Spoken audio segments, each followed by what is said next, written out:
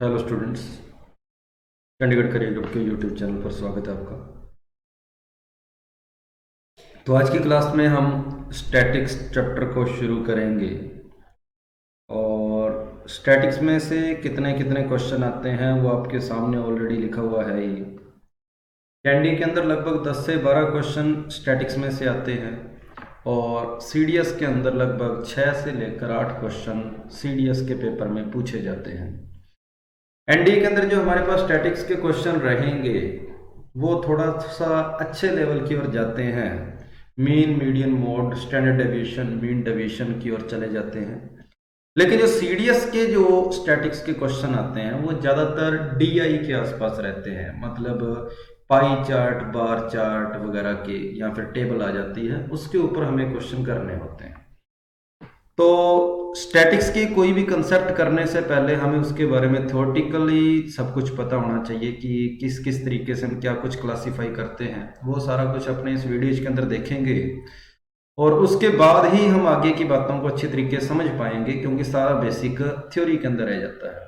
और एनडीए और सीडीएस के पेपर में कई बार हमें थ्योरेटिकल क्वेश्चन देखने को मिले हैं। एनडीए के अंदर तो लगभग हर साल एक आधा क्वेश्चन आ ही जाता है, लेकिन सीडीएस के पेपर में भी हमें कई बार स्टैटिक्स का थ्योरेटिकल क्वेश्चन देखने को मिलता है। तो हमें सबसे पहले इसकी थ्योरी के बारे में पता होना चाहिए स्टैटिक्स के अंदर, कि हमें थ्योरी के अंदर क्या कुछ पढ़ना है। और इस वीडियो के साथ अपने उसी की शुरुआत करेंगे।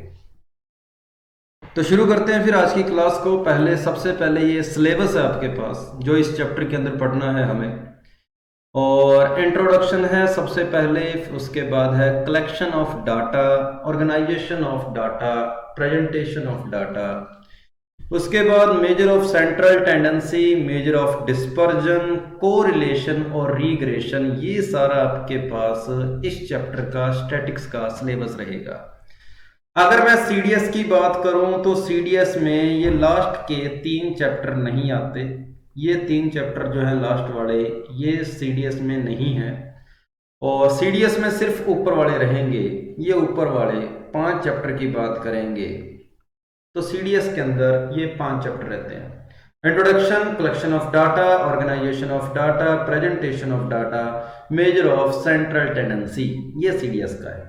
लेकिन अगर हम एनडीए की बात करें तो एनडीए के अंदर हमें सारा का सारा सिलेबस पढ़ना पड़ेगा। एनडीए के लिए पूरा डिटेल से हमें सब कुछ करना पड़ेगा। और अगर कोई बंदा इसको स्टैटिक्स को पूरा डिटेल से पढ़ना चाहता है तो +1 के अंदर बुक आती है स्टैटिक्स का, एक स्टैटिक्स की बुक होती है पूरी +1 के अंदर। आप पूरी डिटेल से पढ़ना चाहते हो तो वहां पर उस बुक से देख सकते हो। पूरी बुक है सिर्फ इन चैप्टर्स के ऊपर जो मैंने आपके सामने लिखे हैं। लेकिन अपने पूरी बुक के हिसाब से इस चैप्टर को ना पढ़कर एक चैप्टर के हिसाब से पढ़ेंगे, कि हमारे पास एक स्टैटिक्स नाम का एक चैप्टर है जिसके अंदर ये सारे जो हैं सब टॉपिक रहेंगे जो हमने इसके अंदर पढ़ने हैं। एक एक करके अपने इन सभी को डिटेल से देखेंगे। और इतना है कि अगर आप ये स्टैटिक्स की ये वीडियो पूरी देखते हैं, जो जितनी भी वीडियोज बनेगी इस पूरे सिलेबस के ऊपर, उससे बाहर आपके पेपर में नहीं पूछा जाएगा, चाहे आपका पेपर एनडीए का हो चाहे आपका पेपर सीडीएस का हो। तो यहां पर आप देखेंगे, मैं आपको थोड़ा सा इनके बारे में आइडिया दे दूं एक बार।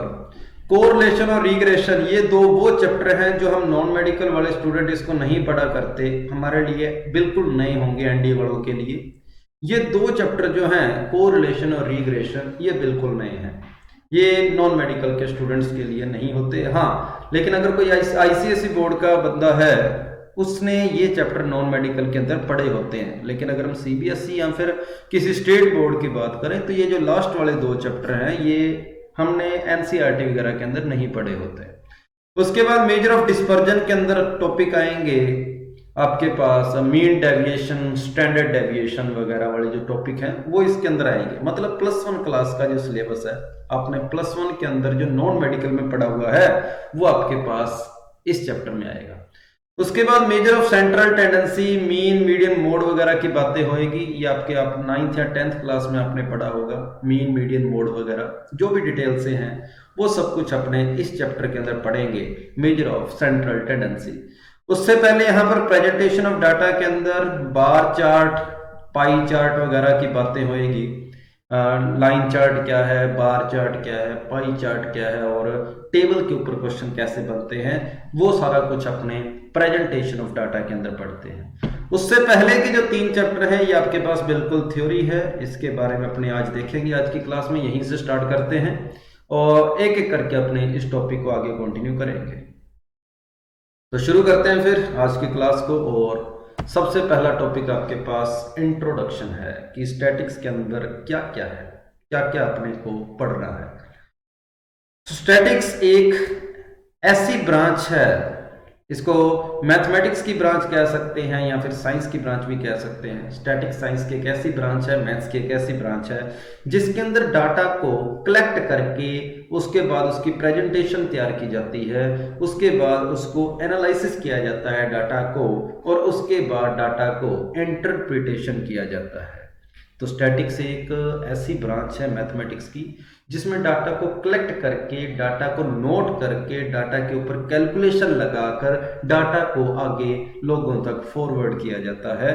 इसको अपने बोलते हैं स्टैटिक्स बोला जाता है। और ये कहाँ कहाँ पर काम आती है, यहाँ पर लिखा हुआ है अकाउंट्स में काम आती है, इकोनॉमिक्स में भी काम आती है statics, physics, finance, psychology, sociology वगैरह हर जगह इसने बोला है कि स्टैटिक्स आपके पास काम आती है।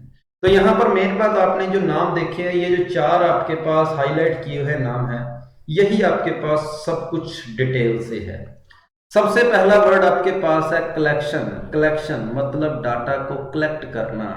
तो यहाँ पर अलग से लिखा गया है, आपके जो चारों नाम है वो मैंने यहाँ पर अलग से लिखे हैं कि सबसे पहले कलेक्शन, कि डाटा को कलेक्ट कैसे किया जाता है। मान लो मुझे किसी विलेज के ऊपर कोई रिसर्च काम करना है, रिसर्च वर्क है मेरा किसी विलेज के ऊपर, कि उस विलेज में लोग कितने लोग हैं, कितने मेल हैं, कितने फीमेल हैं, कितने एजुकेटेड है, कितने अनएजुकेटेड है, वगैरह वगैरह मैंने सारी रिसर्च कर ली है। तो उस विलेज के अंदर डाटा को मैं कैसे कैसे कलेक्ट कर सकता हूँ, वो जो तरीके होंगे सारे, वो मेरे पास कलेक्शन ऑफ डाटा के अंदर आएंगे कि डाटा को मैं किस किस तरीके से कलेक्ट कर सकता हूँ। तो यही आपके पास पहला चैप्टर रहेगा जो कि मैंने यहाँ पर पीछे आपको दिखाया है, कलेक्शन ऑफ डाटा। तो इंट्रोडक्शन के अंदर जो हमने 4 पॉइंट लिखे हैं, हमारा पहला पॉइंट उसमें से था कलेक्शन ऑफ डाटा, कि डाटा को कलेक्ट कैसे किया जाता है। ये हमारे पास कंप्लीट एक चैप्टर रहेगा। उसके बाद डाटा को कलेक्ट करने के बाद आगे लिखा गया है प्रेजेंटेशन ऑफ डाटा, कि डाटा को आप कैसे नोट करते हैं, कैसे उसके ऊपर कैलकुलेशन लगाने से पहले उसको आप डायग्राम बनाकर लिखते हैं या टेबल बनाकर लिखते हैं या फिर पैराग्राफ के फॉर्म में लिखते हैं, तो किस किस तरीके से डाटा को आप लिख सकते हो, वो सब कुछ आपका आएगा प्रेजेंटेशन ऑफ डाटा के अंदर आएगा। तो ये आपके पास नेक्स्ट टॉपिक रहेंगे आपके सिलेबस के, जो कि मैंने यहाँ पर आपको बताया गया है, ऑर्गेनाइजेशन और प्रेजेंटेशन ऑफ डाटा। ये आपके पास इसका पार्ट आ गया। उसके बाद तीसरा पॉइंट आपके पास है डाटा को एनालिसिस करना, कि जो डाटा आपने कलेक्ट करके नोट किया है उस डाटा के ऊपर आपने कैलकुलेशंस लगानी है, उस डाटा को आपने एनालिसिस करना है कि कितना डाटा आपका कितने परसेंट बढ़ा, कम हुआ, एवरेज निकालेंगे, मीन, मीडियन, मोड वगैरह निकालेंगे। मतलब जो भी मैथमेटिकल बातें होएगी वो सारी की सारी अपने एनालिसिस के अंदर पढ़ेंगे। मतलब ये हुआ कि यहाँ पर बाकी के जितने भी चैप्टर रह गए, major of central tendency, measure of dispersion, correlation, regression, ये सारे के सारे जो पार्ट हैं ये एनालिसिस को ही अपने डिटेल से पढ़ रहे हैं इनके अंदर। तो जो वहां पर 4 चैप्टर लिखे थे उसमें से कलेक्शन ऑफ डाटा हमारा पहला चैप्टर हो जाएगा, ऑर्गेनाइजेशन और प्रेजेंटेशन मिलाकर हमारा दूसरा चैप्टर हो जाएगा, और बाकी के चारों चैप्टर मिलाकर हमारे वहां पर तीसरे पॉइंट की बात करेंगे एनालिसिस की।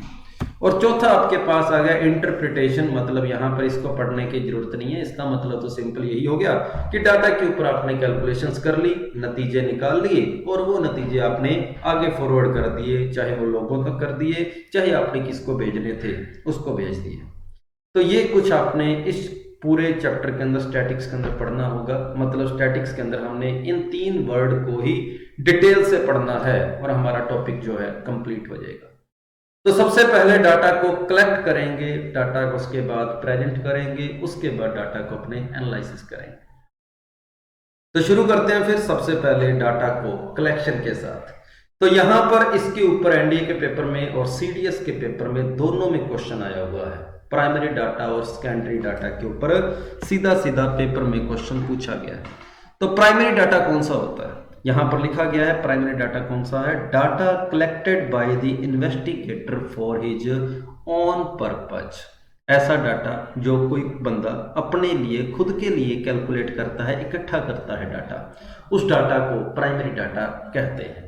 वही जैसा कि मैंने आपको एग्जांपल दिया था कि किसी रिसर्च वर्क के लिए मैंने किसी गांव की पॉपुलेशन के ऊपर सर्च करनी है, मैं एक एक बंदे का वहां पर गांव के अंदर कितने लोग हैं, कितने मेल हैं, कितने फीमेल हैं, मैं एक एक बंदे का हिसाब किताब रख रहा हूं। तो डाटा मैं खुद जाकर कैलकुलेट कर रहा हूं अपने काम के लिए, तो वो डाटा प्राइमरी डाटा हो जाएगा। They are based on first hand information, मतलब बिल्कुल डायरेक्ट इंफॉर्मेशन आपके पास है, उस इंफॉर्मेशन के अंदर कुछ भी गलती नहीं है, कोई लेट लतीफी नहीं है, बिल्कुल जैसा है वैसे का वैसा डाटा आपके पास है। उसके बाद आ गया सेकेंडरी डाटा। सेकेंडरी नाम से पता लग रहा है सेकंड हैंड डाटा बोल सकते हैं इसको। Secondary data, second hand data मतलब डाटा किसी ने पहले ऑलरेडी कलेक्ट कर रखा था, आप उसी डाटा को काम में ले रहे हो अपनी कैलकुलेशन के लिए या अपने रिसर्च वर्क के लिए। तो किसी दूसरे बंदे का डाटा इकट्ठा किया हुआ आप काम में ले रहे हो, तो इस डाटा को आपके लिए हम सेकेंडरी डाटा बोलेंगे। तो प्राइमरी डाटा और सेकेंडरी डाटा में आपको फर्क पता लग गया होगा। प्राइमरी डाटा जो बिल्कुल एक्यूरेट होता है, जो डायरेक्ट इकट्ठा किया जाता है। तो यहां पर एक वर्ड आया है इन्वेस्टिगेटर। इन्वेस्टिगेटर कौन होता है? इन्वेस्टिगेटर वो बंदा होता है जो डाटा कलेक्ट कर रहा है, जिसने कोई कैलकुलेशंस करनी है, जिसको डाटा की जरूरत है, वो बंदा आपके लिए इन्वेस्टिगेटर है। और जो बंदा जिसके ऊपर आप रिसर्च कर रहे हो, जो इंफॉर्मेशन दे रहा है खुद के बारे में, उसको आप इन्फॉर्मेंट बोलेंगे। इन्फॉर्मेंट।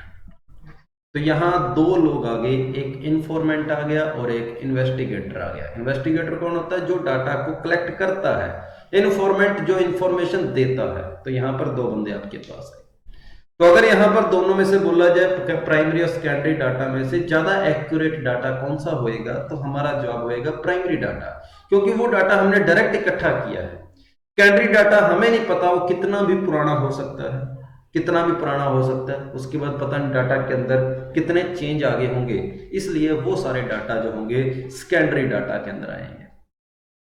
तो प्राइमरी और सेकेंडरी डाटा के बारे में आपको आइडिया लगा होगा। पेपर के अंदर क्वेश्चन आ जाता है, 4 टाइप के डाटा दिए होते हैं और बोला जाता है इनमें से कौन सा डाटा प्राइमरी डाटा है और इनमें से कौन सा डाटा सेकेंडरी डाटा है। इस तरीके से पेपर में हमारे पास क्वेश्चन आ जाता है। तो प्राइमरी डाटा को अपने डिटेल से उठाते हैं। कहता है प्राइमरी डाटा और सेकेंडरी डाटा को कलेक्ट करने के ये 6 मेथड हैं। 4 मेथड आपके पास प्राइमरी डाटा को कलेक्ट करने के हैं, 2 मेथड आपके पास सेकेंडरी डाटा को कलेक्ट करने के हैं। तो प्राइमरी डाटा को कलेक्ट करने के 4 मेथड कौन कौन से हैं? डायरेक्ट पर्सनल इन्वेस्टिगेशन, उसके बाद है इनडायरेक्ट ओरल इन्वेस्टिगेशन, उसके बाद इंफॉर्मेशन फ्रॉम लोकल सोर्सेज, उसके बाद इंफॉर्मेशन थ्रू क्वेश्चन रीच। तो ये 4 तरीके हैं प्राइमरी डाटा को कलेक्ट करने के। सेकेंडरी डाटा को कलेक्ट करने के 2 तरीके हैं, एक पब्लिश्ड सोर्स और एक अनपब्लिश्ड सोर्स। तो यहां पर जितने भी तरीके लिखे हुए हैं अपने 1 बाय 1 करके इनको डिटेल से लिखते हैं, पर आपको ये चारों के चारों और सेकेंडरी डाटा के दोनों ये नाम आपको याद होने चाहिए, ये हेडिंग्स आपको याद होनी चाहिए कि प्राइमरी डाटा को कलेक्ट करने के 4 मेथड कौन से हैं और सेकेंडरी डाटा को कलेक्ट करने के 2 मेथड कौन से हैं। अपने एक एक करके उठाते हैं। सबसे पहला है डायरेक्ट पर्सनल इन्वेस्टिगेशन।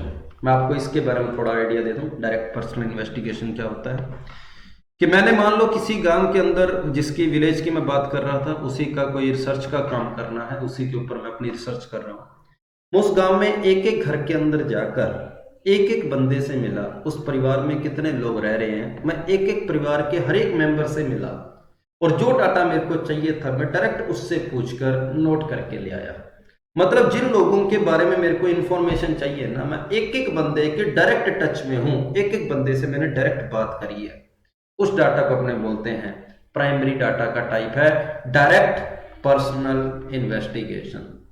तो इसके बारे में अगले पेज पर लिखा भी हुआ है, आप इसको पढ़ सकते हैं। डायरेक्ट पर्सनल इन्वेस्टिगेशन में क्या लिखा गया है? कहता है data are personally collected by the investigator. Investigator खुद डाटा को कलेक्ट करता है, किससे? इन्फॉर्मेंट से।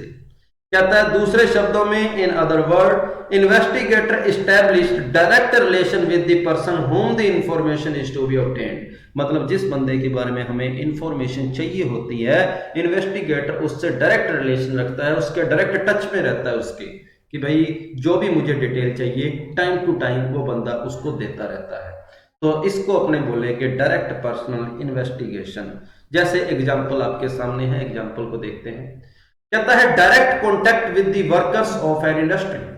किसी इंडस्ट्री के अंदर कुछ वर्कर्स काम कर रहे हैं, मैं और जिस बंदे को मान लो मुझे इंफॉर्मेशन चाहिए, मैं एक एक वर्कर से जाकर मिला और उनसे मैंने उनकी सैलरी का हिसाब लिया। तो मुझे जो किसका मतलब किससे था, मुझे उनकी सैलरी से मतलब था कि उनकी कितनी सैलरी है, मेरे को ये जानना था कि सैलरी उस इंडस्ट्री के अंदर जो लोग काम कर रहे हैं उनको कितनी पेमेंट मिल रही है, मेरे को ये देखना था। मैं एक एक वर्कर से मिला और एक एक वर्कर से उनकी सैलरी का हिसाब किताब लिख के लेके आया कि भाई हर एक को कितने कितने मिल रहे हैं। तो ये एग्जांपल हो गया मेरा डायरेक्ट पर्सनल इन्वेस्टिगेशन का, कि जिसके बारे में मेरे को डाटा चाहिए मैं डायरेक्ट उससे जाकर मिलूंगा। उसके बाद दूसरा मेरे पास यहां पर है indirect oral investigation. Indirect oral investigation, इसका मतलब क्या हुआ? इसका मतलब ये हुआ कि जिस बंदे के बारे में मेरे को डाटा चाहिए ना, मैं उन हर एक लोगों से नहीं मिला, मैं उनके लगातार जो टच में है, जिसको उनके बारे में एक एक चीज का पता है, मैं उस एक बंदे से मिलूंगा और उनके बारे में मैं इंफॉर्मेशन इकट्ठी कर लाऊंगा। तो यहां पर इसका नाम रहेगा इनडायरेक्ट ओरल इन्वेस्टिगेशन, इसका नाम रहेगा। जैसे एग्जांपल के लिए मैं आपको अभी एग्जांपल बता रहा था कि किसी विलेज के ऊपर मैंने कोई रिसर्च का काम करना था, तो मैंने क्या किया, विलेज के जिस भी मान लो मैं किसी हर घर में गया और पूरे मेंबर के बारे में पता करना था, तो मैं घर के किसी भी एक मेंबर से उन सभी के बारे में डिटेल इकट्ठी कर लाऊंगा। क्योंकि अगर परिवार का एक जो सदस्य है उसको बाकियों के बारे में तो पता ही होगा, अपने परिवार के बारे में तो घर के किसी भी एक मेंबर से उसके घर की इंफॉर्मेशन मैं इकट्ठी कर लाऊंगा। मतलब मैं एक एक बंदे से नहीं मिला, जैसा कि डायरेक्ट पर्सनल इन्वेस्टिगेशन में ऊपर हुआ था, मैं जैसा यहां हुआ था वैसे मैं एक एक बंदे से नहीं मिला, उनके कांटेक्ट में जो एक बंदा था मैं उससे मिलके आया, मतलब उनके परिवार के ही किसी एक सदस्य से मिला और उसके बारे में, उन सभी के बारे में इंफॉर्मेशन ले आया। तो ये डाटा जो है ये भी आपका इनडायरेक्ट ओरल इन्वेस्टिगेशन मतलब प्राइमरी डाटा का तरीका होगा। और इसी को आगे यहां पर डिटेल से लिखा गया है इनडायरेक्ट ओरल इन्वेस्टिगेशन को। कहता है information is obtained not from the persons regarding whom the information is needed. मतलब जिस बंदे के बारे में इंफॉर्मेशन मुझे चाहिए थी मैं उस बंदे से नहीं मिला, लेकिन उनके साथ जो रिलेशन में है, जो उसके बिल्कुल टच में है बंदा लगातार, मैं उससे उन सभी लोगों के बारे में इंफॉर्मेशन ले आया जिनके बारे में मेरे को चाहिए थी। कहता है it is the collected orally from other person who are expected to possess the necessarily information। तो वही बात जो मैं आपको बोल रहा था कि जिस बंदे के पास पूरी इंफॉर्मेशन होती है मैं उसी से डिटेल ले आऊंगा, और जिसके बारे में इंफॉर्मेशन मेरे को चाहिए उससे मिलने की मुझे डायरेक्ट जरूरत नहीं है। एग्जाम्पल यहां पर आप एग्जाम्पल से समझ सकते हो कि मैं उसी इंडस्ट्री की बात कर रहा हूं, जैसा कि अपने पहले पढ़ चुके हैं कि किसी इंडस्ट्री के अंदर कितने भी वर्कर हैं, मुझे हर एक वर्कर की सैलरी के बारे में पता करना था। तो इस बार मैं उस हर एक वर्कर से नहीं मिला, पर जो बंदा उनको सैलरी दे रहा है वर्कर्स को, मैं उस एक बंदे से जाके मिला कि भी हर बंदे को कितने कितने पैसे दिए जा रहे हैं, वहां से मैं हिसाब पूरा लिख लाऊंगा। डाटा जो पहले चाहिए था डाटा तो मेरे को वही मिला, पर अब मेरे को जिन लोगों के बारे में डाटा चाहिए था मैं उन लोगों से नहीं मिला, उनके डायरेक्ट टच में जो बंदा था मैं उससे मिलकर डाटा को इकट्ठा करके लाया। तो ये था आपके पास इनडायरेक्ट ओरल इन्वेस्टिगेशन। तीसरा तरीका आपके पास प्राइमरी डाटा को कलेक्ट करने का है information from local sources. Information from local sources. अब इंफॉर्मेशन फ्रॉम लोकल सोर्सेज का मतलब क्या होता है कि मुझे जिस मान लो विलेज के ऊपर कैलकुलेशंस करनी थी, रिसर्च करनी थी, मैंने उस विलेज के अंदर ही या तो अपना कोई एक बंदा बिठा दिया, कोई भी मेरे को जिस डाटा से मतलब है भाई इस बातों से रिलेटेड मेरे को जरूरत है डाटा इकट्ठा करना है, और इनसे रिलेटेड गांव के अंदर या विलेज के अंदर कोई भी चेंज हो रहा हो तो तुमने मेरे को हाथों हाथ बतानी है। तो जैसा चाहे तो मैं कोई एक बंदा अपॉइंट कर दूं, चाहे वहां पर कोई मैं लोकल सोर्स मतलब कोई ऐसी कमेटी बना दूं, कोई एक संस्था बना दूं जो मेरे को ऐसी कोई इंफॉर्मेशन टाइम टू टाइम देती रहे। तो इस डाटा को भी मैं प्राइमरी डाटा के अंदर रखूंगा। और इसका सबसे बढ़िया एग्जांपल अगर मैं विलेज की बात करूं तो किसी गांवों के अंदर जो ग्राम पंचायत होती है वो इसका बिल्कुल बढ़िया सा एग्जांपल है कि गांव के अंदर कितने लोग डेली पैदा हो रहे हैं, कितने लोग मर रहे हैं, क्या कुछ है, वो सारी इंफॉर्मेशन जो है ग्राम, मान लो इससे रिलेटेड ही मेरे को डाटा की जरूरत थी, तो ये सारा डाटा मैं ग्राम पंचायत से डायरेक्ट इकट्ठा कर सकता हूं। मुझे एक एक घर तक जाने की जरूरत नहीं है, क्योंकि मैं मान के चल रहा हूं कि ग्राम पंचायत के अंदर जो भी डाटा होगा वो बिल्कुल एग्जैक्ट होगा। हाँ, ऐसा कई बार होता है कि लोग अपने बारे में ग्राम पंचायत को इंफॉर्मेशन देने में कई बार लेट लतीफी कर देते हैं, पर ग्राम पंचायत का मतलब यह है कि कोई लेट लतीफी ना हो, उसको पूरा का पूरा एग्जैक्ट पता हो, हाथों हाथ। गांव के अंदर कोई भी चेंज आता है सबसे पहले पंचायत को पता होना चाहिए। तो ऐसा लोकल सोर्स जिससे मैं गांव के बारे में पूरी इंफॉर्मेशन रख सकता हूं, उसको अपने इंफॉर्मेशन फ्रॉम लोकल सोर्सेज कह सकते हैं। इसका और भी एक अच्छा एग्जांपल अगर आपने देखना है तो न्यूज चैनल्स की बात कर ले। आपने देखा होगा कि हर एक शहरों में आपने न्यूज के अलग अलग आपके संवाददाता होते हैं, क्योंकि किसी न्यूज चैनल के आपने देखा होगा कि एंकर तो एक ही जगह पे होते हैं, अपने ऑफिस के अंदर होते हैं, लेकिन उसके जो संवाददाता जो होते हैं मतलब हर जगह हर एक शहर के बारे में इंफॉर्मेशन दिया करते हैं, जो एक एक जगह पर हर एक शहर में अलग अलग बंदे होते हैं। तो जिस शहर के बारे में इंफॉर्मेशन चाहिए होती है डायरेक्ट उनके पास कॉल जाती है और वो अपना वहीं से लाइव टेलीकास्ट करके आपको सब कुछ बताते हैं। तो ये भी आपका लोकल सोर्सेज का एग्जांपल रहेगा कि हर जगह पर जिस जिस जगह की आपको इंफॉर्मेशन चाहिए वहां पर आपने अपने लोगों को अपॉइंट किया होता है। इसके बारे में अपने थोड़ा सा डिटेल से देख लेते हैं। यहां पर इंफॉर्मेशन फ्रॉम लोकल सोर्सेज और कोरस्पोंडेंट कहता है इन्वेस्टिगेटर जो है मतलब जिसको डाटा की जरूरत है वो अपॉइंट करता है कुछ लोकल पर्सन या कोरस्पोंडेंट एट डिफरेंट प्लेस। जैसे यहाँ पर जर्नल्स लिखा हुआ है, मैगजीन्स, रेडियो, टीवी वगैरह, ये सारे लोग क्या करते हैं वहां पर हर जगह पर अपने अपने कुछ बंदे अपॉइंट करके रखते हैं। तो ये आपके पास तीसरा तरीका था प्राइमरी डाटा को कलेक्ट करने का, नाम है इंफॉर्मेशन फ्रॉम लोकल सोर्सेज और कोरस्पोंडेंट। तो आपको इसका मतलब समझ आ गया होगा। और इसके बाद हमारा चौथा और लास्ट तरीका है प्राइमरी डाटा को कलेक्ट करने का, वो है इंफॉर्मेशन थ्रू क्वेश्चनरीज। कि क्वेश्चनरीज का मतलब होता है सबसे पहले एक प्रश्नों की, क्वेश्चंस की एक पूरी लिस्ट, क्वेश्चंस की एक पूरी लिस्ट, ठीक बात है। क्वेश्चंस की एक लिस्ट होगी आपके पास और उसके अंदर वही क्वेश्चन लिखे होंगे जिन क्वेश्चंस की आपको जरूरत है, जिसके ऊपर आप रिसर्च कर रहे हो। आपने बस उसके अंदर अपने काम से रिलेटेड क्वेश्चन रखने हैं, आलतू फालतू क्वेश्चन आपने उसके अंदर नहीं करने। तो वो जो क्वेश्चंस की लिस्ट होती है उसी को अपने क्वेश्चनरी बोला जाता है। तो इस क्वेश्चन को पूछने के आजकल दो मेथड चल रहे हैं। एक मेथड आपका ऑनलाइन मेथड हो जाएगा और एक मेथड आपके पास ऑफलाइन मेथड हो जाएगा। इसको अपने डिटेल से देखते हैं आगे क्वेश्चनरीज को। ये रहा तो इंफॉर्मेशन थ्रू क्वेश्चनरीज, मैंने आपको दो मेथड बताए हैं, एक ऑनलाइन एक ऑफलाइन। ऑनलाइन मेथड को मेलिंग मेथड बोला गया यहां पर, ऑनलाइन को। ऑफलाइन मेथड को यहां पर एन्यूमरेटर मेथड बोला गया है। तो द इन्वेस्टिगेटर जो है, जिस बंदे को इंफॉर्मेशन चाहिए वो अपने हिसाब से क्वेश्चनरी तैयार करता है, क्वेश्चन की लिस्ट तैयार करता है और उस लिस्ट को या तो लोगों तक मेल करके पहुंचा देता है या फिर कोई बीच में एक बंदा अपॉइंट करता है और उस बंदे को अपने एन्यूमरेटर बोला जाता है। और अगर हिंदी के अंदर मैं इस एन्यूमरेटर की बात करूं तो इसको अपने मध्यस्थ कह सकते हैं, जो बीच का काम करे, जो कड़ी का काम करे। मतलब एक आपके पास जिसको इंफॉर्मेशन चाहिए वो तो इन्वेस्टिगेटर है, जो बंदा इंफॉर्मेशन दे रहा है वो इन्फॉर्मेंट है। इन दोनों के बीच में जो बंदा कड़ी का काम कर रहा है उस बंदे को अपने एन्यूमरेटर बोला जाता है। तो वहीं से इस मेथड का जो ऑफलाइन मेथड है उसका नाम हमने एन्यूमरेटर मेथड बोल दिया। तो ठीक है, समझ आ गया होगा। मेलिंग मेथड में क्या है कि questionnaires are mailed to the informant, informant को क्वेश्चनरी मेल करी जाती है और उसके साथ में एक लेटर अटैच किया जाता है कि ये क्वेश्चन किस रिगार्डिंग है, किस पर्पज से है, और जो अपना इन्फॉर्मेंट होगा वो आगे उस बात का जवाब दे देगा, जो भी डिटेल उसको चाहिए वो अथवा जवाब दे देगा। उसके बाद इन्यूमरेटर की बात करूं तो मैंने जो क्वेश्चन की लिस्ट तैयार करी थी वो मैं इस बंदे को देता हूं इन्यूमरेटर को, और ये बंदा हर एक इंफॉर्मेट तक पहुंच के उसके बारे में डाटा कलेक्ट करके लाता है, उससे जाकर क्वेश्चन पूछता रहता है और वो क्वेश्चन का जवाब आगे से देता रहता है, और ये जो इन्यूमरेटर है ये डाटा को नोट करता रहता है।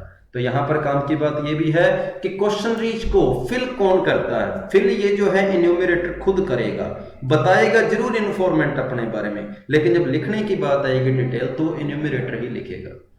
तो इन चारों तरीकों से जो डाटा आपके पास कलेक्ट होता है वो डाटा आपके पास प्राइमरी डाटा होता है।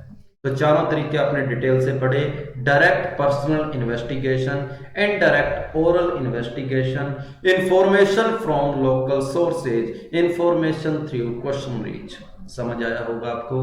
उसके बाद सेकेंडरी डाटा की ओर चलते हैं। सेकेंडरी डाटा अपना क्या कहता है? सेकेंडरी डाटा के दो सोर्स बोले गए हैं, एक पब्लिश्ड सोर्स है और एक अनपब्लिश्ड। नाम से पता लग रहा है आपको डिटेल से यहाँ पर कि जो जो पब्लिश किया जा चुका है वो पब्लिश सोर्स है, जो जो पब्लिश नहीं हुआ वो अनपब्लिश्ड सोर्स है। एग्जाम्पल से आपको इसके बारे में सीधा सीधा पता लग जाएगा। तो यहाँ आपके पास पब्लिश्ड सोर्स के एग्जाम्पल यहाँ आपके सामने है। गवर्नमेंट पब्लिकेशंस, जिसके अंदर census of India is a publication of government of India. तो गवर्नमेंट के जितने भी, उसके बाद आप सेंसस स्टडी के अलावा आप कह सकते हैं कि सर्वे ऑफ इंडिया, SOI अपने जिसको बोल देते हैं।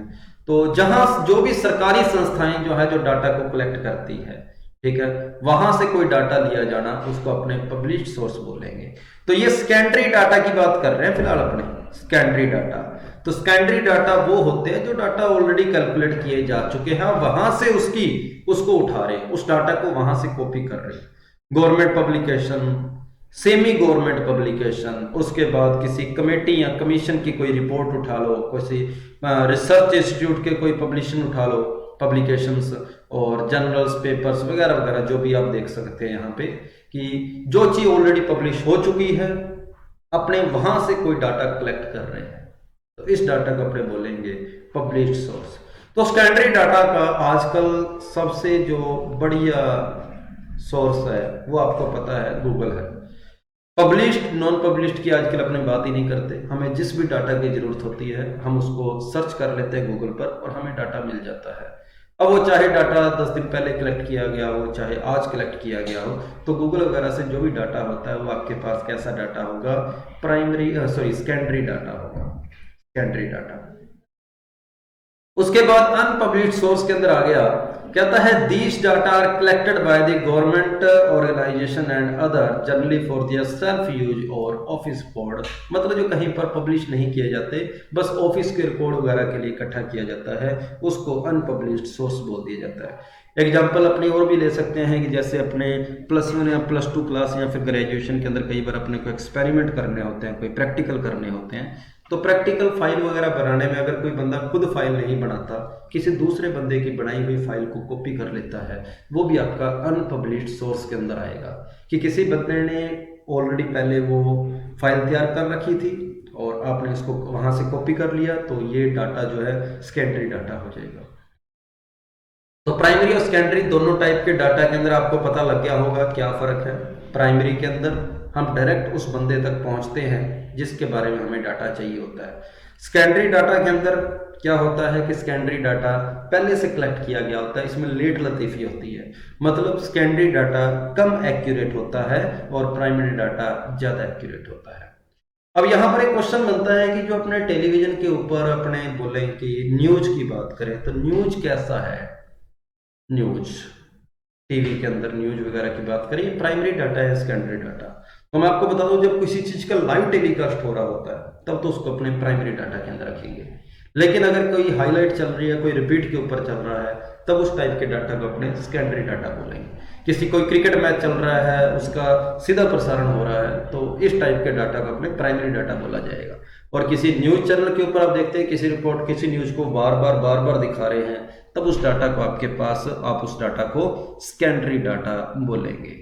तो ये थे प्राइमरी और सेकेंडरी डाटा। उम्मीद है आपको इनमें फर्क समझ आ गया होगा, और अगर आपको समझ आ गया हो फर्क तो आप इस टेबल को अच्छे तरीके से सभी का जवाब दे सकते हैं। कौन सा डाटा ज्यादा एक्यूरेट होता है? अभी हम थोड़ी देर पहले बात कर चुके हैं, प्राइमरी डाटा ज्यादा एक्यूरेट होता है क्योंकि हमने हाथों हाथ उस डाटा को कलेक्ट किया है। सेकेंडरी डाटा हमें नहीं पता कितना टाइम पहले कलेक्ट हुआ है, इसलिए प्राइमरी डाटा ज्यादा एक्यूरेट है। उसके बाद एक्सपेंस की बात करें, खर्चा किस में आएगा, प्राइमरी डाटा में या सेकेंडरी डाटा में? तो खर्चा प्राइमरी डाटा में ज्यादा आएगा, क्योंकि अगर मैंने किसी विलेज के ऊपर भी रिसर्च करना है तो मुझे काफी सारा टाइम लगेगा और कई टाइप के खर्चे भी हो सकते हैं वहां पर। मान लो किसी, ये तो चलो हम विलेज की बात कर रहे हैं, मान लो किसी सिटी के ऊपर सर्च करनी है तो कई दिन लग सकते हैं, कई दिन लग सकते हैं, तो रहने वगैरह का खर्चा होगा, उसके बाद पेट्रोल वगैरह का खर्चा हो जाएगा, तो खर्चे बढ़ेंगे। और अगर आप कोई बीच में मध्यस्थ कोई एक बंदा भी इन्यूमरेटर अपॉइंट करते हो या कोई लोकल सोर्स अपॉइंट करते हो, तब भी तो आपको उसको भी सैलरी देनी पड़ेगी। तो इसलिए प्राइमरी डाटा ज्यादा खर्चीला है। सेकेंडरी डाटा में क्या है, गूगल पर सर्च किया, हमें हाथों हाथ आंसर मिल गया, क्या खर्चा आया? ना, बिल्कुल ना के बराबर ही है। तो प्राइमरी डाटा ज्यादा खर्चीला है, सेकेंडरी डाटा कम खर्चीला है। उसके बाद सूटेबिलिटी की बात करें और तो हम बोलेंगे प्राइमरी डाटा ज्यादा सूटेबल होता है। क्यों प्राइमरी डाटा क्यों सूटेबल होता है? मुझे जिस चीज के बारे में इंफॉर्मेशन चाहिए होती है, मैं इंफॉर्मेंट से जाके डायरेक्ट वही क्वेश्चन करता हूं जिसकी मेरे को जरूरत है। मैं चाहूंगा कि मैं कम से कम क्वेश्चन करूं, जिन क्वेश्चंस की मेरे को जरूरत है बस मैं उन्हीं क्वेश्चन को करूं, तो डाटा मेरे लिए वहां पर ज्यादा सूटेबल होता है। अगर सेकेंडरी डाटा की बात करें तो हमें ढूंढना पड़ता है कि हमने क्या सर्च किया था, उससे रिलेटेड हमें किस चीज की जरूरत है। आपने देखा होगा गूगल पर अपने किस चीज को सर्च करते तो हमारे पास कई तरीके के लिंक आ जाते हैं, फिर हमने उसमें से ढूंढना होता है कि हमारे लिए ज्यादा सूटेबल उनमें से कौन सा लिंक है, हम उसको ढूंढने की कोशिश करते हैं। तो इसलिए प्राइमरी डाटा ज्यादा सूटेबल होता है, सेकेंडरी डाटा कम सूटेबल होता है। उसके बाद टाइम की बात करें तो प्राइमरी डाटा कलेक्ट करने में टाइम बहुत ज़्यादा लगता है, आपको पता ही है। किसी विलेज के ऊपर सर्च करनी है तो आपको पता ही है कि विलेज के ऊपर काफ़ी सारा टाइम लग सकता है। सिटी के ऊपर बात करनी है तो सिटी के ऊपर भी कई दिन लग सकते हैं। लेकिन स्कैंडरी डाटा की बात करें तो स्टैंडरी डाटा जो है फास्ट होता है, स्कैंडरी डाटा आपके पास फास्ट होगा। उसके बाद कवरेज की बात करें तो प्राइमरी डाटा में हम छोटा एरिया कवर कर सकते हैं, स्टैंडर्ड डाटा में तो चाहे आप जितना मर्जी बड़ा एरिया आप इसको सिलेक्ट कर सकते हो, कोई दिक्कत वाली बात नहीं है। तो ये था प्राइमरी और सेकेंडरी डाटा के अंदर फर्क और आपको समझ आ गया होगा। उसके बाद यहाँ पर 4 क्वेश्चन हैं जो भी अभी तक हमने पढ़ा है, आप एक एक करके इन क्वेश्चन को थोड़ा सा पढ़ो और उसके बारे में जवाब देने की कोशिश करो। एक बार आप इस क्वेश्चन को देख लो एक बार।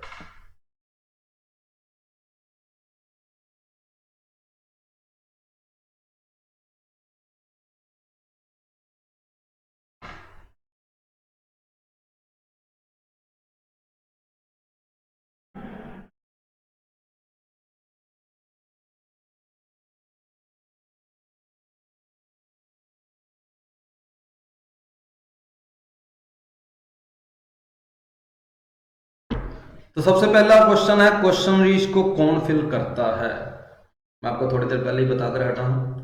क्वेश्चन रीच का जो मेथड था, वहां 2 मेथड थे हमारे पास, एक ऑनलाइन एक ऑफलाइन। ऑफलाइन मेथड के अंदर आपने क्या देखा था कि एक जो बीच का बंदा जो होता है, जो इन्यूमरेटर होता है, वो क्वेश्चन रीच को फिल करने का काम करता है। इन्वेस्टिगेटर क्वेश्चन रीच तैयार करता है, इन्फॉर्मेंट क्वेश्चन का जवाब देता है, इन्यूमरेटर जो होता है वो क्वेश्चन रीच को फिल करता है। उसके बाद बोला गया है which of following is source of secondary data, इनमें से सेकेंडरी डाटा का कौन सा सोर्स है? Government publication, private publication, report published by state bank of India. तो सारे आपने देखा कि कोई पब्लिश्ड है कोई नॉन पब्लिश्ड है, तो सारे के सारे आपका आंसर हो जाएंगे ऑल ऑफ दीज। उसके बाद अच्छी क्वेश्चनरीज के बारे में क्या खास बात होती है, क्या उसके अंदर कोई डिफिकल्ट क्वेश्चन होना चाहिए, अच्छे ऑर्डर में नहीं होने चाहिए, इनवैलिड क्वेश्चन या लेस नंबर ऑफ क्वेश्चन। तो आपका जवाब यहाँ पर रहेगा कि एक अच्छी क्वेश्चन रीच के अंदर यही खास बात होनी चाहिए कि उसमें कम से कम क्वेश्चन हो, बस काम के क्वेश्चन हो। उसके बाद उसने बोला है कि नेशनल इनकम किस टाइप का डाटा है, सेकेंडरी डाटा हो जाएगा, क्योंकि नेशनल इनकम आपके लिए एक पब्लिश्ड सोर्स होता है जो कि गवर्नमेंट पब्लिकेशन के अंदर आएगा, तो सेकेंडरी डाटा आपके पास इस क्वेश्चन का आंसर हो जाएगा।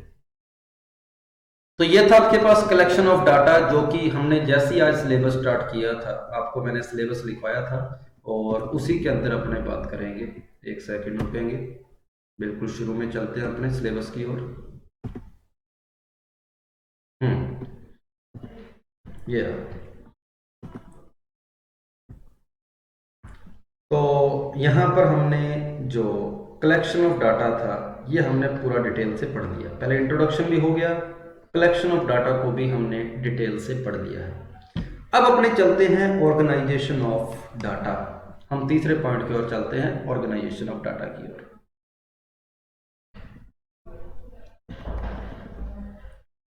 तो ये आपका अभी तक कलेक्शन ऑफ डाटा था और ये आ गया ऑर्गेनाइजेशन ऑफ डाटा।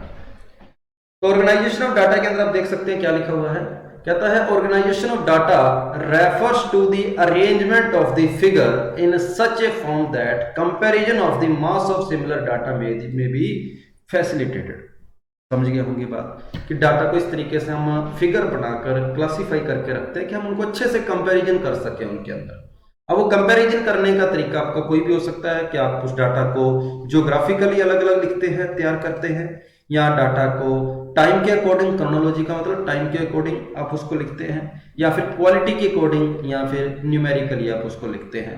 तो ये ऑर्गेनाइजेशन ऑफ डाटा के अंदर क्लासिफिकेशन के 4 तरीके रहेंगे, ज्योग्राफिकल, क्रोनोलॉजिकल, क्वालिटेटिव और क्वांटिटेटिव। तो एक एक करके अपने डिटेल से देखते हैं। तो सबसे पहला यहां पर ज्योग्राफिकल है, क्लासिफिकेशन बेस्ड ऑन ज्योग्राफी। जैसा कि एग्जांपल के तौर पे आप देख सकते हैं कि 2019 के अंदर एनडीए के पेपर में कितने लोग बैठे थे पेपर देने। तो पंजाब के अंदर लिखा गया है 80,000 थे लगभग, हरियाणा के अंदर 1,10,000 थे, राजस्थान में 1,30,000 थे। तो जो डाटा इस तरीके से जगह के अकॉर्डिंग क्लासिफाई किया जाए, ज्योग्राफी के अकॉर्डिंग क्लासिफाई किया जाए, उसको अपने ज्योग्राफिकल डाटा क्लासिफिकेशन बोलेंगे। क्रोनोलॉजिकल की अपने बात करेंगे तो टाइम आएगा। देखो मैंने यहां पर ईयर लिखा हुआ है कि number of students appear in NDA examination in Punjab. Punjab के अंदर एनडीए एग्जाम में कितने बंदे बैठे थे, तो 2017 के अंदर 17,000 थे, 2018 के अंदर 75,000 हो गए, 2019 के अंदर 80,000 हो गए। तो ये आपके पास क्रोनोलॉजिकल डाटा का क्लासिफिकेशन हो गया, मतलब year wise time to time data को क्लासिफाई किया जाए, तो ये क्रोनोलॉजिकल डाटा क्लासिफिकेशन हो गया। तीसरा आपके पास है क्वालिटेटिव और चौथा आपके पास है क्वांटिटेटिव। तो क्लासिफिकेशन बेस्ड ऑन क्वालिटी, किसी क्वालिटी पर बेस्ड जो क्लासिफिकेशन होता है उसको अपने बोलते हैं क्वालिटेटिव। जैसे किसी कंपनी के अंदर वर्कर्स की बात की गई है, कितने पढ़े लिखे हैं, स्किल्ड हैं, कितने अनस्किल्ड हैं, उसमें से कितने पढ़े लिखे गए हैं, कितने अनपढ़ हैं, जो अनस्किल्ड हैं उसमें कितने पढ़े लिखे हैं, कितने अनपढ़ हैं। तो उनकी क्वालिटी के अकॉर्डिंग डाटा को इस तरीके से अगर हम क्लासिफाई करेंगे तो वो क्वालिटेटिव हो जाएगा। और लास्ट आपके पास आ गया क्वांटिटेटिव, इधर भी नंबरिंग चलेगी, इधर भी नंबरिंग चलेगी, मतलब हमारे पास एक्स एक्सिस और वाई एक्सिस चलेंगे। एक्स एक्सिस के ऊपर भी नंबरिंग होगी, वाई एक्सिस के ऊपर भी नंबरिंग होगी, मतलब मैथमेटिक्स के जितने भी ग्राफ वगैरह आएंगे, जो भी अपने आगे bar chart, pie chart, bar chart, line chart वगैरह अपने जो पढ़ेंगे वो इसी के ऊपर चलेंगे, कैलकुलेशंस के ऊपर चलेंगे। तो ये आपके पास क्वांटिटेटिव डाटा क्लासिफिकेशन हो गया कि डाटा को क्वांटिटी के अकॉर्डिंग क्लासिफाई किया जाता है। तो ऑर्गेनाइजेशन ऑफ डाटा के अंदर ये आपके पास 4 तरीके थे, ज्योग्राफिकल, क्रोनोलॉजिकल, क्वालिटेटिव और क्वांटिटेटिव, कि डाटा को आपने जो लिखा है किस बेसिस पर लिखा है उनको कंपेयर कर सकेंगे अपने, इस तरीके से लिखना ही उसको अपने बोलेंगे ऑर्गेनाइजेशन ऑफ डाटा हो जाएगा। उसके बाद आ गया स्टैटिकल सीरीज। तो यहां से आपको ध्यान और भी अच्छे तरीके से देना पड़ेगा, क्योंकि मीन मीडियन मोड जब अपने आगे पढ़ेंगे तो उसके अंदर अलग अलग टाइप की फ्रीक्वेंसी सीरीज, डिस्क्रीट सीरीज वगैरह आएगी। क्या क्या होती है, किस टाइप की सीरीज होती है, अपने उसके बारे में यहां पर देखते हैं। तो कहता है स्टैटिकल सीरीज 2 टाइप की होती है, एक इंडिविजुअल और एक फ्रीक्वेंसी। इंडिविजुअल और एक फ्रीक्वेंसी। फ्रीक्वेंसी सीरीज आगे फिर 2 टाइप की होती है, एक डिस्क्रीट और एक कॉन्टिन्यूस। हिंदी के अंदर इसको संतत और असंतत बोल देते हैं, और फ्रीक्वेंसी को अपने बारंबारता बोल देते हैं। तो इस तरीके से इसके अपने पास हिंदी के अंदर भी नाम चलते हैं। तो इंडिविजुअल सीरीज और फ्रीक्वेंसी सीरीज 2 टाइप की सीरीज होती है। फ्रीक्वेंसी सीरीज के भी आगे 2 पार्ट होते हैं, डिस्क्रीट और कॉन्टिन्यूस। एक एक को अपने डिटेल से देखते हैं। तो सबसे पहले मैं इस इंडिविजुअल सीरीज के बारे में आपको बताता हूं। ये देखो, किसी क्लास के अंदर 1 से लेकर 20 स्टूडेंट थे। मैंने 1 से लेकर 20 के 20 स्टूडेंट के सभी नंबर के 20 रोल नंबर तक सभी के जितने भी मार्क्स आए वो अलग अलग करके लिखे गए हैं, एक एक के डिटेल से लिखे गए हैं। 20 के 20 लोगों के मार्क्स आप इंडिविजुअली देख सकते हो। तो इस सीरीज को आप बोलेंगे इंडिविजुअल सीरीज बोलेंगे कि जितने भी बंदे थे एक एक बंदे का पूरा डाटा खोल कर लिखा गया है, इंडिविजुअली लिखा गया है, इसको अपने बोलते हैं इंडिविजुअल सीरीज। यहां पर कहीं बार भी ऐसा नहीं बोला गया कि 10 नंबर लाने वाले 3 बंदे हैं, 14 नंबर लाने वाले 2 बंदे हैं, ऐसी बात कहीं नहीं बोलेगी। जितने भी लोग थे एक एक का डाटा अलग अलग से लिखा गया, इसको बोलते हैं ये हमारी इंडिविजुअल सीरीज। फ्रीक्वेंसी सीरीज के अंदर क्या होगा, कुछ कॉमन आ जाएगा। कैसे कॉमन आ जाएगा, जैसे ये देखो, कहता है 3 नंबर लाने वाले 6 लोग थे, 3 नंबर लाने वाले 6 लोग थे। अब यही 6 लोगों को इस तरीके से अगर मैं इंडिविजुअल सीरीज में लिखता तो 3 लोगों को 6 बार लिखने का कुछ इस तरीके से तरीका आता। मुझे 3 को 6 बार लिखना पड़ता, लेकिन मैंने 3 को 6 बार लिखने की बजाय ये लिख दिया कि 3 नंबर लाने वाले 6 बंदे हैं। तो इस टाइप की आपके पास जो सीरीज होती है उसको फ्रीक्वेंसी सीरीज बोलते हैं। और ये कौन सी फ्रीक्वेंसी सीरीज है, डिस्क्रीट। कॉन्टिन्यूअस में क्या होगा, इस तरीके से इंटरवल होता है, इस तरीके से इंटरवल, एग्जैक्ट वैल्यू नहीं पता होती, पर डिस्क्रीट के अंदर क्या है, एग्जैक्ट वैल्यू पता होती है। कि एग्जैक्ट 3 नंबर लाने वाले 6 बंदे हैं, एग्जैक्ट 4 नंबर लाने वाले 8 बंदे हैं, एग्जैक्ट 5 नंबर लाने वाले 12 बंदे हैं। पर यहां पर ऐसा नहीं पता लग रहा कि एग्जैक्ट 2 नंबर लाने वाले कितने हैं, एग्जैक्ट 1 वाले कितने हैं, एग्जैक्ट 4 वाले कितने हैं, एग्जैक्ट 6 वाले कितने हैं, ऐसा नहीं पता लग रहा। तो इस सीरीज को अपने बोलते हैं कॉन्टिन्यूअस फ्रीक्वेंसी सीरीज। डिस्क्रीट के अंदर क्या होता है, एग्जैक्ट वैल्यू का पता होता है। कॉन्टिन्यूअस के अंदर एग्जैक्ट वैल्यू का नहीं पता होता, हमें इंटरवल का पता होता है। समझ आ गई होगी बात। अब जैसे यहां पर इसी टेबल को ही यहां पर लिखा गया है। यहां आपने देखा कि 3 नंबर लाने वाले 4 बंदे हैं, 8 नंबर लाने वाले 4 नंबर लाने वाले 8 बंदे हैं। तो 3 नंबर लाने वाले 4 6 जने थे, तो 0 से 2.5 वाला तो कोई था ही नहीं इधर कोई बंदा, इसलिए यहां पर 0 लिखा गया। उसके बाद जब 3 से लेकर 2.5 से लेकर 5 के बीच में नंबर लाने वाले कितने बंदे हैं, तो ये 3 और 4 वाले मतलब 8 और 6 14 जने हो जाएंगे। अब जिस बंदे के नंबर 5 आए हैं उसको अपने इसके अंदर इंक्लूड नहीं करना, उसको अपने इसके अंदर इंक्लूड करेंगे। 5 वाला बंदा इसमें इंक्लूड ना करके अगले में इंक्लूड किया जाएगा। 7.5 वाला बंदा यहां इंक्लूड ना करके यहां इंक्लूड किया जाएगा। तो बिल्कुल लास्ट वाली रो ही एक ऐसी होती है जिसके अंदर ये पहले वाली लिमिट और ये बाद वाली लिमिट दोनों काम आती है। तो जो ये लिमिट पहले लिखी होती है उसको बोली जाती है लोअर लिमिट, और जो ये लिमिट बाद वाली होती है उसको बोला जाता है अपर लिमिट। और ये जो हॉरिजॉन्टल जितनी भी लाइनें बनी है इनको बोला जाता है क्लास। और क्लास इंटरवल होता है ये आपने कितने कितने का गैप डाला है। मतलब यहां पर ये 0 और 2.5 में कितने का फर्क है, 2.5 और 5 में कितने का फर्क है, 5 और 7.5 में कितने का फर्क है। तो आपने देखा 2.5 का फर्क आ रहा है, इसको अपने क्लास इंटरवल बोलेंगे। ये हमारा क्लास इंटरवल 2.5 है। ठीक बात है। तो 5 नंबर लाने वाले 12 जने थे, 6 नंबर लाने वाले 13 जने थे, 7 नंबर लाने वाले 10 जने थे, इनको मिलाया 35 बन गया। यहां लिखा गया कि 5 से लेकर 7.5 के बीच में नंबर लाने वाले 35 लोग हैं। तो जिसके 5 नंबर आए थे वो भी आपने इसी के अंदर ही कैलकुलेट किए हैं। तो ये थी हमारे पास डिस्क्रीट फ्रीक्वेंसी सीरीज और कॉन्टिन्यूअस फ्रीक्वेंसी सीरीज। अब यहां पर हमने जो फ्रीक्वेंसी सीरीज के, ये हमारी जो स्टैटिकल सीरीज थी उसके 3 टाइप यहां पर किए हमने, एक इंडिविजुअल, एक डिस्क्रीट फ्रीक्वेंसी सीरीज और एक कॉन्टिन्यूअस फ्रीक्वेंसी सीरीज। यही तीनों बातें हमारी बार बार अब आगे काम में आएगी। मीन मीडियन मोड के अंदर भी काम आएगी, मीन डेविएशन, स्टैंडर्ड डेविएशन वगैरह उसके अंदर भी ये चीजें काम आएगी। तो समझ आई होगी बात अपने को। ये थ्योरेटिकल पार्ट हमारा आगे काम आएगा और शुरू करते हैं और आगे इसको लेके चलते हैं। उसके बाद इस कॉन्टिन्यूअस जो सीरीज थी, ये जो कॉन्टिन्यूअस फ्रीक्वेंसी सीरीज थी, इसके कुछ टाइप्स हैं जिसके ऊपर एनडीए के पेपर में 1-2 साल पिछले साल ही क्वेश्चन आया है। तो यहाँ पर ये कॉन्टिन्यूअस फ्रीक्वेंसी सीरीज के 5 तरीके होते हैं। कॉन्टिन्यूअस फ्रीक्वेंसी सीरीज जो होती है वो 5 टाइप की होती है। सबसे पहले एक्सक्लूसिव, सेकंड आपके पास होगी इंक्लूसिव। जैसा कि पीछे आपने एग्जांपल लिखा था जिस बंदे के नंबर 5 आए थे उसको मैंने यहां पर नहीं लिखा, मैंने यहां पर लिखा था। तो 5 नंबर लाने वाला इसके अंदर नहीं आया, इसके अंदर नहीं आया, तो इसको बोलते हैं एक्सक्लूसिव।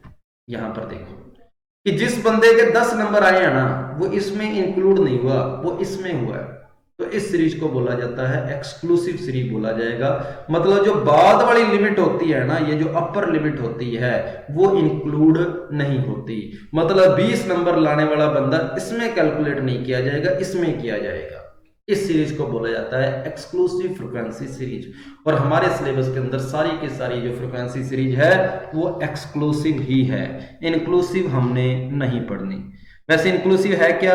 अपर लिमिट जिसके अंदर इंक्लूड होती है कि 0 से 9 लाने वाले 8 जने हैं, 10 से लेकर 19 लाने वाले 12 जने हैं, तो अपर लिमिट भी जिसके अंदर इंक्लूड हो जाए वो आपके पास इंक्लूसिव फ्रीक्वेंसी सीरीज होती है। उसके बाद तीसरी फ्रीक्वेंसी सीरीज आपके पास आ गई है ओपन एंड फ्रीक्वेंसी सीरीज। तो जिसके अंदर आपको ये वाले वर्ड दिखाई दे, लेस देन और मोर देन, ये वाले वर्ड आपको अगर कहीं पर दिखाई दे, उस टाइप की सीरीज को अपने बोलते हैं कैसी? ओपन एंड फ्रीक्वेंसी सीरीज बोला जाता है। अब उसने बोला है कि 40 से ज्यादा नंबर लेने वाले 16 बंदे हैं। हमें क्या पता 40 से ज्यादा वो कहां तक की बात कर रहे हैं।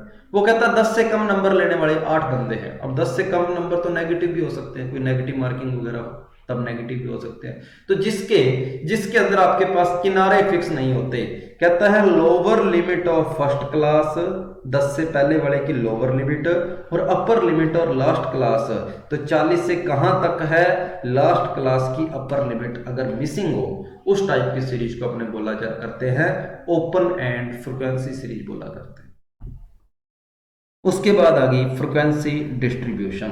फ्रीक्वेंसी डिस्ट्रीब्यूशन तो इसको थोड़ा सा अच्छे से समझेंगे, क्योंकि अब यहां पर आपके पास एक वर्ड आ रहा है, वो आ रहा है CF। CF का मतलब आपने पढ़ा होगा, CF कहीं ना कहीं कि CF होती है अपने पास कम्युलेटिव फ्रीक्वेंसी होती है, कम्युलेटिव फ्रीक्वेंसी। चलो 0 से 10 नंबर लाने वाले क्लास में 4 लोग थे, 0 से लेकर 10 नंबर। 10 से 20 के अंदर नंबर लाने वाले 8 लोग थे।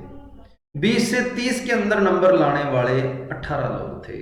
30 से 40 के बीच में नंबर लाने वाले 20 लोग थे। 40 से लेकर 50 के बीच में नंबर लाने वाले 10 लोग थे। अब यही क्वेश्चन अगर ऐसे पूछा जाता कि 10 या 10 से कम नंबर लाने वाले कितने जने हैं, आप यही 4 का 4 लिख देते कि यही 4 लोग हैं जिनके नंबर 10 से कम आए, 10 से कम वाले। फिर मेरा क्वेश्चन था कि 20 से कम वाले कितने लोग हैं? 20 से कम वाले, तो ये 4 भी हैं, ये 8 भी है, तो 4 + 8 टोटल आपके पास 12 होगी। उसके बाद 30 से कम नंबर लाने वाले कितने बंदे हैं? तो 30 से कम वाले ये सारे ही हैं, तो इन सभी को ऐड करेंगे तो 30 आ जाएगा। 40 से कम वाले कितने बंदे हैं? तो 20 + 18 + 8 + 4 50 लोग। 50 से कम वाले कितने लोग हैं? इन सभी को ऐड कर दूंगा, कितना आ जाएगा? 60 आ जाएगा। समझ आ गई होगी बात। इसी चीज को अपने डायरेक्ट लिखने के लिए इसको पहले सेम लिख देंगे, फिर इसके अंदर इस तिरछा ऐड कर देंगे, 12 आ जाएगा। 12 के अंदर 18 को ऐड कर देंगे, 30 आ जाएगा। 30 के अंदर 20 को ऐड कर देंगे, 50 आ जाएगा। और 50 के अंदर 10 को ऐड कर देंगे, 60 आ जाएगा। तो ये आपके पास होती है कम्युलेटिव फ्रीक्वेंसी सीरीज। मैंने यहां पर बार बार क्या बोला? 10 से कम वाले कितने जने, 20 से कम वाले कितने जने, मतलब जो यहां पर रेड कलर से लिखा गया है ना, मैं इसी को काम में ले रहा हूं कि 10 से कम, 20 से कम, 30 से कम, कम की बात कर रहा हूं, इसीलिए इसको less than type cumulative frequency बोला जाता है। तो कम्युलेटिव फ्रीक्वेंसी आपके पास 2 टाइप की होती है, लेस देन टाइप और मोर देन टाइप। हम जो मीडियन निकालते टाइम कम्युलेटिव फ्रीक्वेंसी को काम में लेते हैं, वो हमेशा हम लेस देन टाइप CF को ही काम में लेते हैं, मोर देन टाइप CF की हमें जरूरत नहीं पड़ती। यहां पर मोर देन टाइप CF में क्या होगा? यहां से उल्टा, 40 से 50 के बीच में नंबर लाने वाले 9 बंदे थे, तो आपने बोला कि 40 से ज्यादा वाले कितने हैं? 40 या 40 से ज्यादा वाले, आप बोलेंगे 9। 30 या 30 से ज्यादा वाले कितने हैं? तो 13 + 9 22। 20 या 20 से ज्यादा वाले कितने हैं? तो 8 + 13 + 9 30। 10 या 10 से ज्यादा वाले कितने हैं, इन सभी को ऐड करेंगे 48। 0 या 0 से ज्यादा वाले कितने हैं, इन सभी को ऐड करेंगे 60 आ जाएगा। तो यहां पर मैं ज्यादा की बात कर रहा था, 0 या 0 से ज्यादा, 10 या 10 से ज्यादा, इसलिए रेड कलर यहां पर मैंने इस लोअर लिमिट को रखा है। तो लोअर लिमिट ही आपके पास यहां पर काम आती है कि 0 या 0 से ज्यादा, 10 या 10 से ज्यादा, इसलिए यहां पर मोर देन वर्ड काम में आया है। लेस देन का मतलब कम, मोर देन का मतलब ज्यादा। 20 से कम वाले कितने थे, इसलिए लेस। 20 से ज्यादा वाले कितने हैं, इसलिए मोर। तो ये आपके पास होगी लेस देन टाइप CF और मोर देन टाइप CF। और लास्ट आपके पास है मिड वैल्यू सीरीज। मतलब आपको ये क्लास नहीं दी होती, आपको सिर्फ ये मिड वैल्यू दी होती है कि 0 और 10 की मिड वैल्यू 5 है, 10 और 20 की मिड वैल्यू 15 है, 20 और 30 की मिड वैल्यू ये है, और आपको फ्रीक्वेंसी दे रखी होगी। क्लास के बारे में आपको कुछ भी पता नहीं होगा, बस आपने इस मिड वैल्यूज को काम में लेकर फ्रीक्वेंसी क्लास बनानी होती है, क्लास इंटरवल अपने आप बनाने होते हैं मिड वैल्यू को काम में लेकर। एंडिंग पेपर में इसके ऊपर भी क्वेश्चन आया था, पिछले साल ही आया था इसके ऊपर तो क्वेश्चन कि मिड वैल्यू दे रखी थी और आपको सारा का सारा क्लास इंटरवल बताना था क्या होगा। तो लोअर लिमिट के लिए आप ये फॉर्मूला काम में ले सकते हैं, अपर लिमिट के लिए आप ये काम में ले सकते हैं कि यहां पर मिड वैल्यूज के अंदर कितना कितना डिफरेंस है। 10-10 का डिफरेंस है, वो तो आपके पास यहां पर क्या है, D है, कितने कितने का डिफरेंस है। उसने बोला D का हाफ कर दो, तो D/2 आपके पास कितना हो जाएगा, 5 हो जाएगा। D/2 जो है वो आपके पास 5 हो जाएगा। अब ये जो D/2 आपके पास 5 आया है, इसी को काम में ले लो बस। ठीक है, कैसे? उसने बोला मिड वैल्यू में से D/2 को माइनस करो, तो 5 में से 5 को माइनस करो, 0 आ गया। मिड वैल्यू में D/2 को प्लस करो, तो 5 में 5 को प्लस करें, 10 आ गया। तो इस तरीके से आप पूरी की पूरी क्लास जो है बना सकते हैं। एग्जाम्पल लेता हूं, जैसे एक एग्जाम्पल और है, यहां पर मैंने 26 लिख दिया, यहां पर मैंने लिख दिया 34 लिख दिया, यहां पर 42 लिख दिया और यहां पर 50 लिख दिया। यह मिड वैल्यू है और मैंने आपसे बोला कि क्लास इंटरवल बताओ क्या होगा। तो आप क्या करेंगे, इनका डिफरेंस देखें कितना कितने का है। तो आपने इन सभी का डिफरेंस देखा तो 8-8 का था, उस डिफरेंस का आधा कर दो, 8 का आधा हो गया 4। बस इसमें से 4 माइनस कर दो और इसी में 4 प्लस कर दो, इसमें 4 माइनस कर दो, इसमें 4 प्लस कर दो, इसमें 4 माइनस कर दो, इसमें 4 प्लस कर दो, 46। इसमें 4 माइनस कर दो, इसमें 4 प्लस कर दो। इस तरीके से आपकी पूरी क्लास बन जाएगी। मिड वैल्यूज के अंदर डिफरेंस हमेशा सेम होगा, शक करने की जरूरत नहीं है कि डिफरेंस अगर अलग अलग दिया हो, ऐसी कोई बात नहीं है, डिफरेंस हमेशा सेम होगा। उस डिफरेंस का आपने हाफ करके मिड वैल्यू में से उसको माइनस करना है और मिड वैल्यू में ही उसको प्लस करना है। समझ आया होगा आपको? अगर मान लो आपको मिड वैल्यू ऐसे दे दी जाए 5, 10, 15, 20, तब अपने पास क्लास क्या होगी? डिफरेंस देखो कितने कितने का है, 5-5 का, उसका आधा कर दो 2.5, इसमें से 2.5 माइनस किया, इसमें 2.5 प्लस कर दिया, इसमें 2.5 माइनस किया, इसमें 2.5 प्लस कर दिया, इसमें 2.5 माइनस कर दिया, इसमें 2.5 प्लस कर दिया, इसमें 2.5 माइनस कर दिया, इसमें 2.5 प्लस कर दिया। इस तरीके से आप मिड वैल्यूज को काम में लेकर क्लास बना सकते हैं। तो ये क्वेश्चन इस टाइप का एनडी के पेपर में पूछा गया था। तो ये था आपके पास ऑर्गेनाइजेशन ऑफ डाटा, और ऑर्गेनाइजेशन ऑफ डाटा आपके पास कंप्लीट है। इसके अंदर हमने सिर्फ यही पढ़ा कि डाटा को किस किस तरीके से लिखा जाता है और डाटा के अंदर किस तरीके की सीरीज बनती है, इंडिविजुअल सीरीज, डिस्क्रीट सीरीज या कॉन्टिन्यूस डिस्क्रीट। और ये आपके पास उससे पहले कलेक्शन ऑफ डाटा था, कलेक्शन ऑफ डाटा।